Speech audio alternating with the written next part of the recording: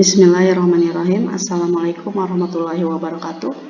How are you students? I hope you all in a good condition. So today we are in the chapter 13. Let's share our experience. In this meeting we will learn to 1. Talk about and write our experience or recontext. 2. Analyze the structure of a recontext. 3. Use simple past and past continuous tense. Ya, jadi pada pertemuan kali ini kita akan belajar tentang membicarakan pengalaman dari penulis atau disebut dengan recontext, menganalisis struktur dari recontext menggunakan simple past dan past continuous tense. Okay, now please read this text.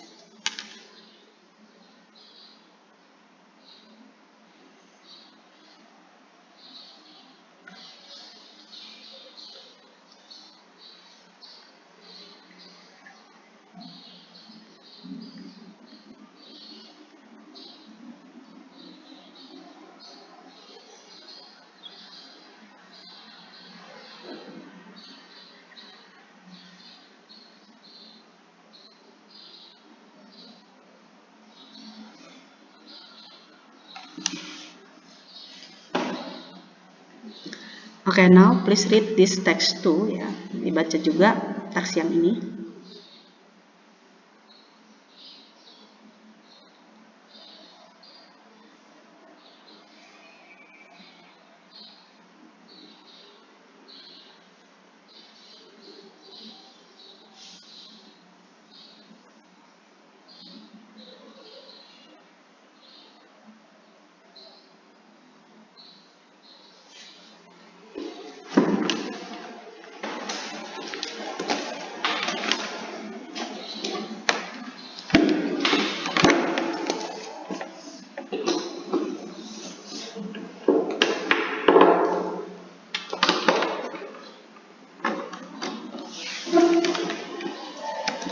Now, what is recontext? Ya. Apa sih recontext itu? Recontext means describing how something happen or telling a story. Ya, jadi recontext sendiri mempunyai arti mendeskripsikan bagaimana suatu terjadi atau menceritakan sebuah cerita.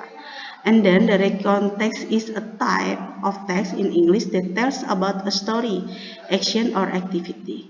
Usually, recontext tells about someone's experience. Jadi untuk recontext-nya sendiri itu adalah adalah jenis teks dalam bahasa Inggris yang menceritakan tentang suatu cerita, tindakan, atau kegiatan. Biasanya, recontext menceritakan tentang pengalaman seseorang. Okay, now look at the structure of recontext, ya. Ini pada tadi teks yang kalian baca. Di sini pada paragraf pertama ada orientation, paragraf kedua ada events, dan paragraf ketiga dari orientation.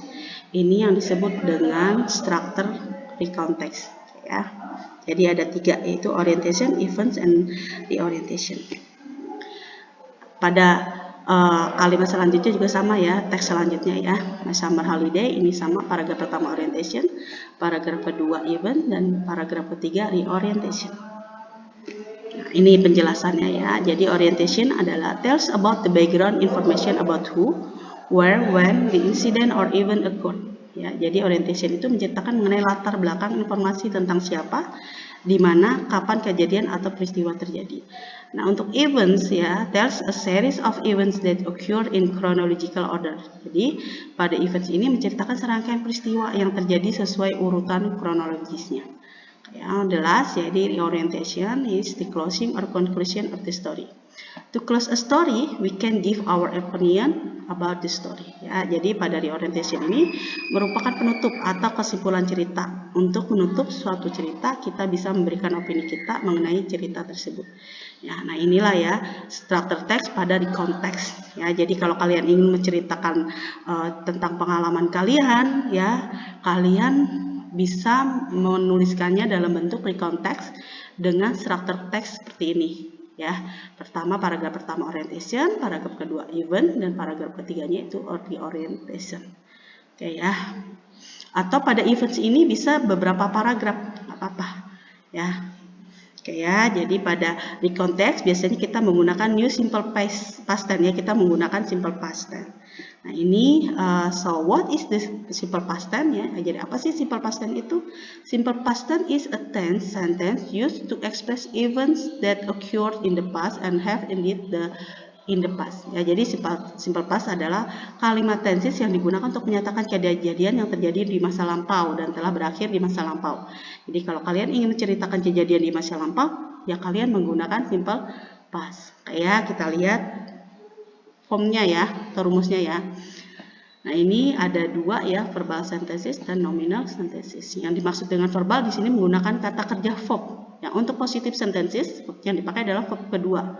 Ya, jadi subjek dulu tambah verb 2 tambah objek. Nah, di sini dia contohnya ya, Faki went to Bandung last week. Jadi Faki ini subjek, verb 2-nya itu went, ya, to Bandung ini objek. Dan ada last week. Last week ini adalah type signal ya, atau kata keterangan waktu atau ada waktu. Ya. Nah, untuk negative sentences kita lihat di sini ada subjek tambah didn't. Didn't-nya ini did tambah not ya, karena dia negatif jadi not. Dia pakai did. Dan karena pakai did dia pakai verb 1 tambah objek. Kayak kita bisa lihat di sini contohnya. Faki didn't go to Bandung last week. Faki subject, didn't ya, did not. Go-nya ini verb 1 dari when. Jadi go when. Ya, verb 1-nya go, verb 2-nya when. To Bandung last week. Ya, untuk interrogative sentences di sini ada did tambah subject tambah verb 1 tambah objek. Ya. Nah ini ya. Jadi di sini ada did Faki go to Bandung last week? Apakah Faki pergi ke Bandung last week? Ya, seperti itu. Nah, untuk contoh nomor 2 dan nomor 3 silakan kalian baca ya. Nah, sekarang kita ke nominal sentences. Nominal sentences ini ada rumusnya subject tambah to be, was, were ya. Untuk posisi sentensesnya kita lihat contohnya di sini. Jihan was born in Bandung. Jihan subject, to be-nya was. Kenapa was? Karena Jihan di sini she ya. He is itu he is itu pakai was ya. Born in Bekasi. Ya. Nah untuk yang negatifnya ini tinggal ditambahkan not. Jihan was not born in Bekasi. Nah untuk interrogatifnya was-nya ini ditaruh di depannya. Was Jihan born in Bekasi? Apakah Jihan lahir di Bekasi? Ya. Nah untuk contoh kalimat selanjutnya, you were in the hospital last Monday. Kenapa pakai were ya? Karena di sini you, they, we ya itu pakai were. Okay. Kamu ada di rumah sakit Senin yang lalu. Ya. Terus yang kalimat negatifnya, you were not in the hospital last Monday. Tinggal ditambahkan not ya. Kamu tidak ada di rumah sakit Senin yang lalu. Were you in the hospital last Monday? Ya. Apakah kamu ada di rumah sakit Senin yang lalu? Nah ini ya simple past tense ya. Jadi ada dua, verbal sentences dan nominal sentences. Yang verbal sentences menggunakan verb atau kata kerja, yang nominal sentences tidak menggunakan kata kerja. Okay, now di konteks kita juga menggunakan use past continuous ya. Kita menggunakan past continuous tense. So what is past continuous tense? Jadi apa sih past continuous itu ya?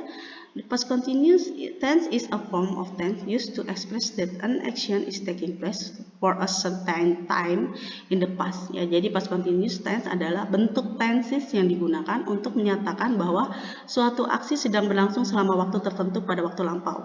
Ya, jadi ketika ibu ya ingin membicarakan tentang kejadian yang lalu pada saat ini tapi yang kemarin. Ya, jadi ibu bisa membuat kalimat ya, I was cooking at this time yesterday. Ya, jadi saya sedang memasak kemarin pada saat ini. Nah seperti itu ya. Nah itu yang dimaksud dengan past continuous tense. Nah ini formnya di sini ya. Formnya dia untuk positive sentence-nya subject pakai to be, was, were. Terus dia pakai verb 1 plus ing. Pakai verb 1 plus ing. Ini selalu pakai untuk continuous selalu pakai ini ya, to be ya. Tapi karena dia past jadi dia pakai was plus were. Ya, jadi contohnya he was sleeping at this time yesterday. Dia sedang tidur pada saat ini kemarin. Nah, untuk kalimat negatifnya was were ini tinggal ditambahkan not. Formasi masih tetap ya, subject to be, was, were tambah not tambah verb ing tambah objek ya. Contohnya he was not sleeping at this time yesterday. Dia tidak sedang tidur kemarin pada saat ini. Ya, untuk interrogatifnya, was-nya ini kita taruh depannya. Was he sleeping at this time yesterday? Apakah dia sedang tidur saat ini kemarin atau kemarin pada saat ini? Itu ya. Untuk kalimat yang lainnya silakan kalian baca ya. Jadi untuk past continuous ini time signalnya kita pakai at this time yesterday. Ada 7 p.m. in the evening ya, ini bisa diganti ya, bisa 8 p.m. 1 p.m. ya, in the evening, in the morning ya. Terus bisa at this time last week, last month, last Monday ya bisa. Nah untuk yang in July juga sama, bisa in July, in June ya, in May ya, seperti itu. Nah itu adalah tanda waktunya.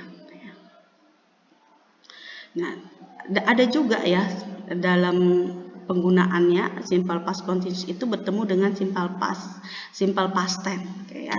Nah, ini ketentuannya ya. Jadi ketika jadi ada dua kejadian yang terjadi pada waktu bersamaan, ya. Nah, ini ada simple past tense, ada rumusnya ada while, ada past continuous. Jadi kalau simple past depannya pasti dia di while. Terus yang terakhir pasti past continuous. Contohnya ya, nomor 1, the door was knocked while I was reading a book. Ya, jadi pintu diketuk ketika aku sedang membaca buku. Ya. Terus yang kedua, I cooked fried rice while Fakih was washing motorcycle. Saya memasak nasi goreng ya. Masak nasi goreng ketika Fakih sedang mencuci motor. Nah, yang kedua ini adalah past continuous tense dulu baru when ya, baru simple past. Jadi dibalik nih ya. Pertama past continuous dulu baru when. Mother was cleaning in the carpet when I got home. Mother, ibu sedang membersihkan karpet ketika aku pulang. Ya, pulang pada masa lampau. She was sleeping when you called her. Dia sedang tidur ketika kamu menelponnya. Ya. Nah, dalam kalimat simple past tense, kata kerja digunakan merupakan bentuk kata kerja kedua. Ya, terdapat dua jenis kata kerja, ada regular verb dan irregular verb. Nah, ini ketentuannya ya. Untuk regular verb ini kata kerja yang beraturan, maka cukup ditambahkan ed atau ed. Ed atau d. Ya, contohnya di sini ada verb satunya stay, maka verb keduanya stay. Punch, ya. Play, played, touch. Ya, ini ditambahkan deh semua contohnya ya. Nanti kalian bisa cari ya di buku-buku yang lain atau di internet ya tentang regular verb. Ya, terus untuk irregular verb atau kata kerja tidak beraturan, maka antara verb 1 dengan verb 2 itu tidak sama ya, tidak ditambahkan ed. Maka contohnya begini, awake, awoke, begin, began, drink, drank, eat, ate, run. Ya, bacanya sama tapi tulisannya berbeda. Ya. Nah, ada juga dia yang irregular, terus bentuk kata kerja pertama dan keduanya sama ya. Contohnya put, split, spread, set, cut. Kayak ya, untuk kata kerja ini ya bentuk-bentuknya silakan kalian cari lagi untuk memperkaya perbendaharaan kata kalian ya. Okay, I think enough our meeting today. See you next meeting. Thank you very much for watching. Jazakumullahu khairan. See you next meeting. Assalamualaikum warahmatullahi wabarakatuh.